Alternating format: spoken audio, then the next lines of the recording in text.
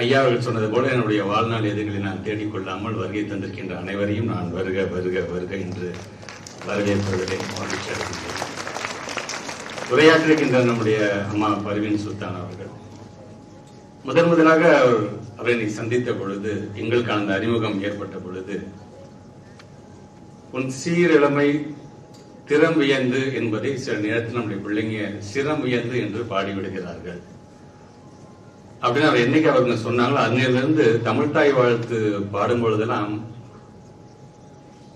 நான் ரொம்ப கவனிக்கக்கூடிய விஷயம், அந்த சிரம் வியந்து என்று பாடுகிறார்களா அல்லது திறம் வியந்து என்று பாடுகிறார்களா என்று நான் பார்ப்பது வழக்கம்.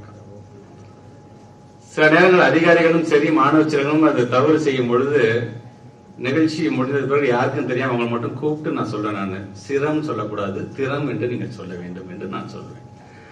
ஆக அப்படி எனக்கான ஒரு பேராசிரியராக நான் பள்ளிக்கல்வித்துறை அமைச்சராக பொறுப்பேற்றிருந்து எனக்காக இருந்த என்னுடைய ஆசிரியருடைய அழைப்பை ஏற்று நான் இங்கே வருகை தந்திருக்கின்றேன்.